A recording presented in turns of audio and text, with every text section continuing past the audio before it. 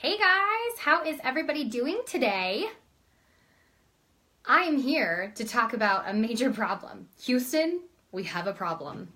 And that problem is that I have discovered recently that I am a hobbyless mother of two with a tendency to pour every single ounce of myself into my family. And I am sadly discovering that this is an all too common problem among mothers that must be corrected.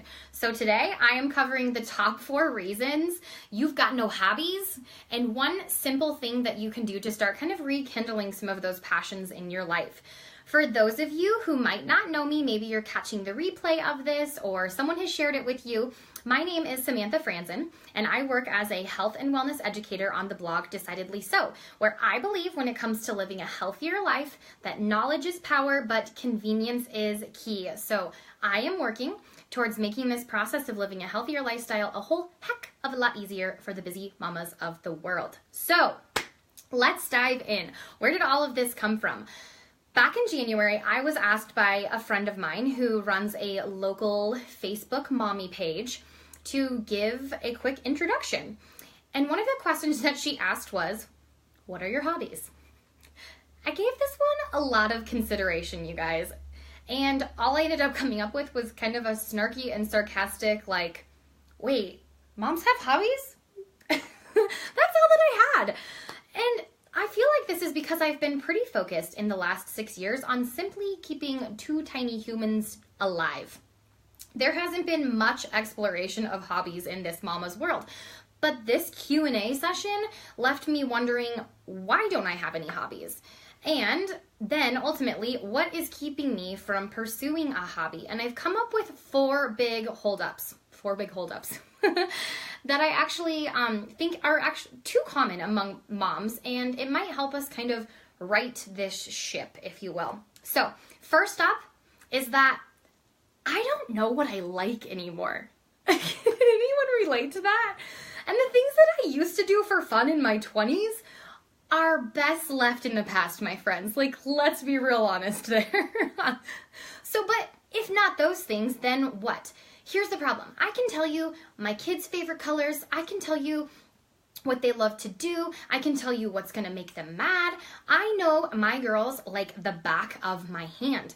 But I don't know me anymore. Somewhere in the trenches of motherhood, I lost me. And that is not okay, right? Next up is that hobbies cost money. Gosh dang it, they cost money. And as the resident family martyr, which I'm seriously working on, I've spent more than my fair share of time in motherhood putting everybody else's desires and wants and needs ahead of my own, therefore putting all of my own stuff on the back burner, especially when it comes to financial sacrifices. So normally my first response is like, the kids need new clothes, or we're gonna do dance classes or swim lessons, or we need like something new for the house, like a rug, right? Why does it feel so hard to spend money on yourself as a mom? That's a really good question there. Like, what? This should not be so hard. And just so you know, it is not healthy for you to spend your Christmas or your birthday money on things for your kids. Like, stop doing that. Who else does that? Like, I know some of you are tuned in line, so raise your hand if you have ever done that. I am so guilty, you guys. So guilty. This is another goodie. And I think this is so common among moms right now. We blur the lines between hobbies and jobs. So raise your hand if you ever started like a hobby business. Like, it was something that when you first got started, you know, you just really loved it. And maybe it was like, I don't know, maybe it was jewelry and one of your friends was like, oh my gosh, I love that so much. You should open up an Etsy shop. Right? Like, you should open an Etsy shop. And suddenly, like, your business went from being, or your hobby went from being something like, I love doing this, to a job. And no matter how much you love it, like, you can love it, but your business is a job. It is not a hobby. Like we said in the last point, hobbies cost you money. And it was really funny because I was having a conversation with one of my girlfriends, Gail, recently, and her husband flat out told her, like, your hobby costs you money and it does nothing for the betterment of the family. Like, let's clarify here. It is just good for you. Does anybody else feel that one? This is the fourth one, and this one really hits super close to home for me. I actually just discovered this one in the past week, but the biggest thing that has kept me from further pursuing a hobby is that I don't like taking time away from my family. I love my family, and maybe more specifically in that, I don't like taking time away from my husband, Brian. It is hard for us to get time together in this season of life. We are either pawning our kids off on somebody or we're spending a small fortune in babysitters in order to get more than 30 minutes together most days. So this one hit me ironically as we were doing something really sexy together this week, which was sitting down with our financial advisor and talking about things like life insurance and death benefits. And we were at lunch and we were kind of talking through this because I've been really resonating, or I don't know, that's probably not the right word I'm looking for, but I've been really thinking about this idea of hobbies. And I was like, you know what? The reason I don't want to pursue a hobby is because, gosh dang it, I like you. And I like spending time with you. And me pursuing a hobby on my own means taking time away from him. Does anybody else feel that one?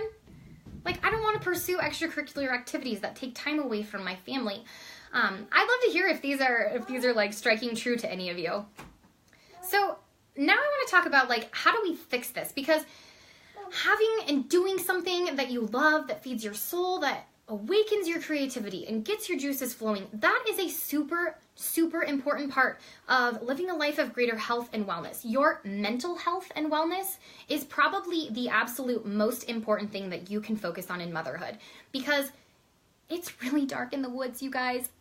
I have been there, and I think that ultimately if I can prevent you from going there, just one person from going in there, or maybe help somebody back out, that my job here is done, my friends.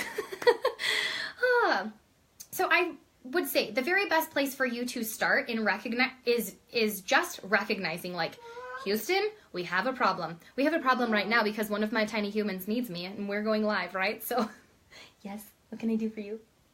Mommy, I was wondering if we could go to Glendale now.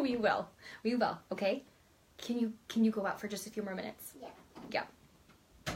This is Mom Life. Thank you, guys. Let's get back. The very best place to start is just recognizing that you have a problem. And then my greatest suggestion from there is find time for you where you can really quiet your mind and get just a few minutes that you could maybe jot down some ideas. For me, this usually looks like first thing in the morning before everybody wakes up, right? And I get interruptions like this. So before my girls wake up and before somebody needs something from you, that you're able to write down maybe the things that you've always thought, hey, that would be super fun to do, but you don't do them. So is it hiking? Is it taking a yoga class? Is it doing a music class or taking a lesson? Maybe it's an art class. Like for me, even if you're really sucky at art, maybe you want to try to explore it a little bit. I know that's seriously one of those things for me where I'm always like, maybe I'll think about art, but I'm not any good at art. You don't get to say, I can't do that because I'm not any good at it. Just write down the things that you think would be cool to do. That's a really, really great starting place. And then at the end of all of this, if you wind up totally stuck, here's what I will invite you to do. I will invite you onto a little bandwagon that my gal pal Gail and I created recently. We have decided that we don't know quite yet what our hobbies are. And so we're gonna find that quiet time that we need in the form of bathrobes and steam rooms, where the only hands that are touching us are those of a licensed, trained professional, not tiny humans. We are taking up a spa-bee. We are going to start going to the spa as a hobby. It just seems like the perfect melding of things and a great opportunity for us to sit down and have some conversations between gal pals on the things that make our heart sing, make us feel happy. And, I think ultimately if we don't succeed the first time, we're pretty confident that we'll go ahead and just try again. And when the day is done, would it be so bad if going to the spa became my hobby? I don't know. We'll think about that one. I'll keep you guys posted on what I ultimately decide. And now I would love to hear from you guys. Do you feel like I hit the nail on the head with this one?